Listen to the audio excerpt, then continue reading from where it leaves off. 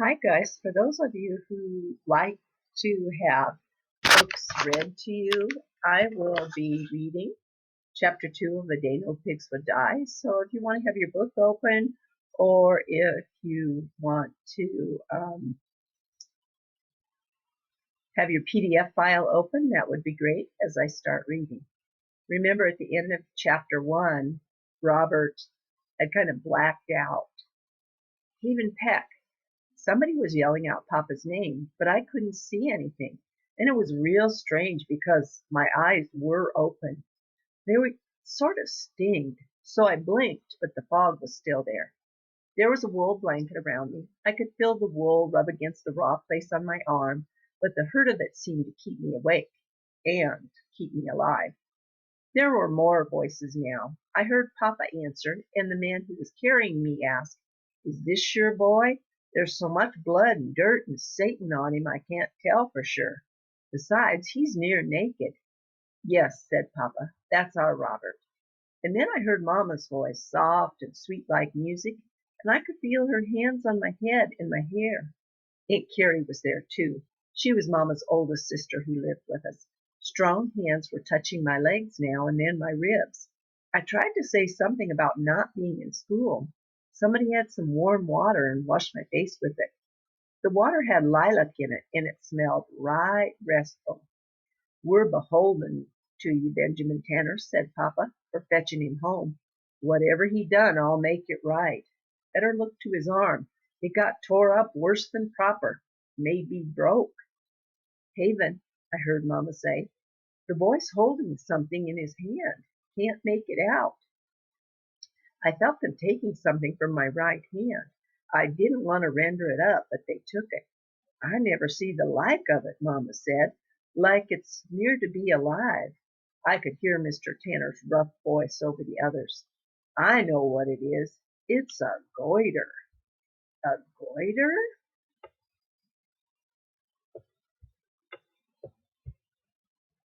You're going to have to scroll down. It doesn't look well. Let's see if I can. Yeah, there we go. A goiter. Got a little too far.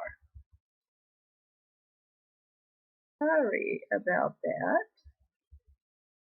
Where'd we get it? It's an evil thing. But now let's tend to his arm. "Mr. Tanner, we may have got to cut away part of your blanket. Ain't mine, belongs to my horse, so cut it all you're mine to." I felt Papa pulling the blanket down off my right shoulder until it got caught in the clotted blood. I heard his jackknife click open and cut away part of the wool. "I tied my bandana on his arm," said Mr. Tanner, "so we wouldn't blood dry. When Papa loosened it up, Mr. Tanner said, 'He'll bleed again with it loose, Haven.'" "He will," said Papa, "and that'll be a good thing for his arm. Let it open up and holler out all the dirt.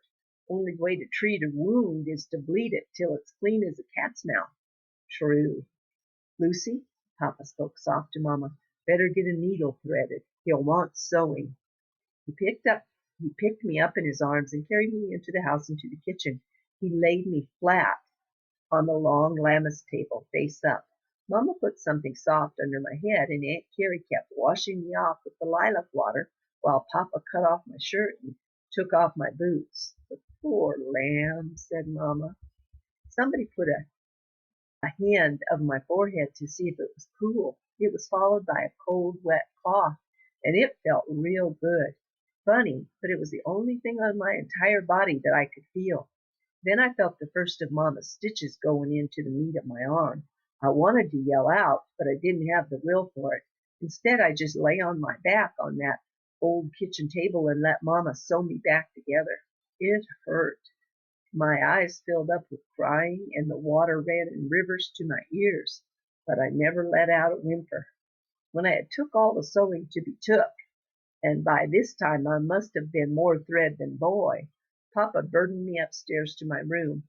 I could smell Mama, crisp and starched and plump in my pillow, and the cool muslin pillowcase touched both my ears at the back of my head, sank into all those feathers. "Tell Mr. Tanner," I said.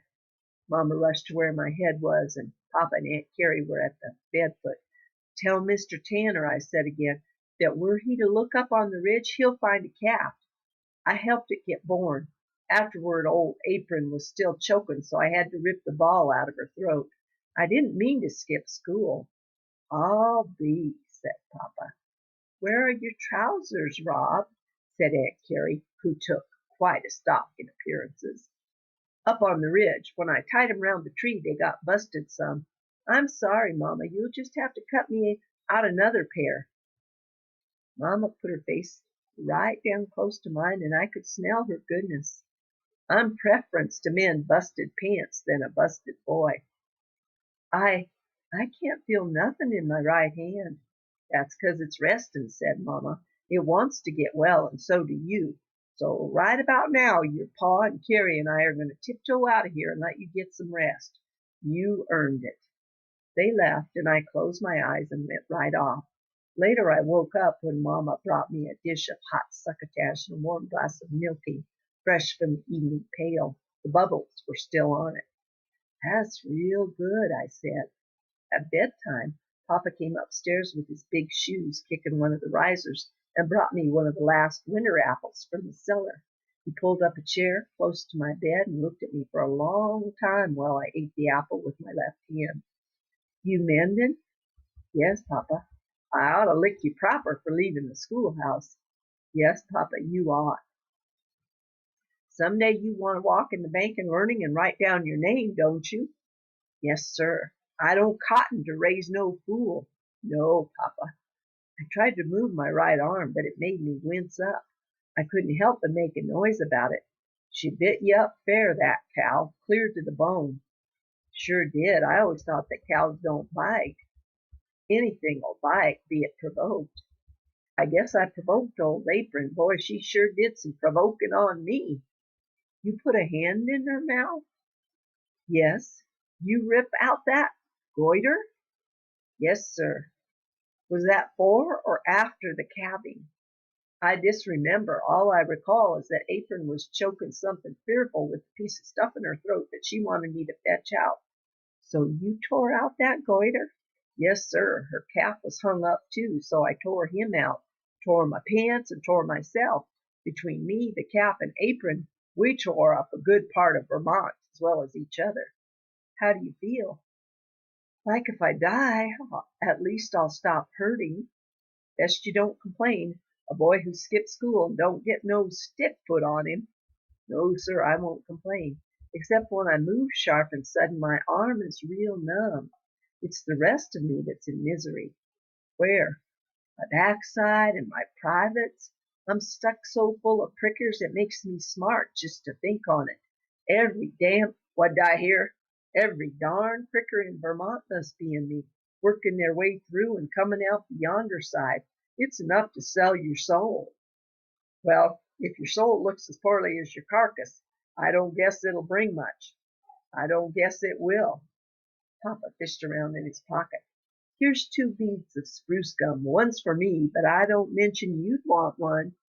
"Yes, I sure would, please." "Here, then. Might help you fit where those prickers are nested." "It's helping already. Thanks, Papa." The spruce gum was hard and grainy at first. Then the heat of your mouth begins to melt it so that it's worth the chewing. The bit that Papa gave me was rich and full of sappy juices, except that every so often you have to spat out a flick of the bark. "I saw some sumac today, boy. Is it ripe yet?" Out of his pocket, Papa pulled a twig of sumac that was finger thick and 4 inch long. "How's that look?" "Papa, that looks real good. Got your knife?" Papa cracked out his knife, ringed the bark, and set a good notch at one end. All there was left to do now was to bucket soak it overnight just enough to slip the bark sleeve and boil it to kill the poison. "That'll be some whistle, Robert." "Sure will. A boy with a whistle as fine as this won't have no earthly reason to skip school. You've a mind to agree?" I agreed, Papa. He stood up big and tall, with his head not quite bumping the roof of my bedroom. "Don't be going to sleep with spruce gum in your mouth." "I won't, Papa." He bent down and pulled the crazy quilt up around my throat. I could tell by the smell of his hand that he'd killed pigs today. There was a strong smell to it, like stale death. That smell was almost always on him, morning and night. until Saturday when he'd strip down to the white and stand in the kitchen wash tub up to his shins in hot soapy water and wash himself clean of the pigs and the killing. He smelled the best on Sunday morning when I sat next to him at Shaker meeting. He smelled just like the big brown bar of soap that he used, and sometimes there was some store-bought pomade on his hair. But when you kill pigs for a living, you can't always smell like Sunday morning. You just smell like hard work.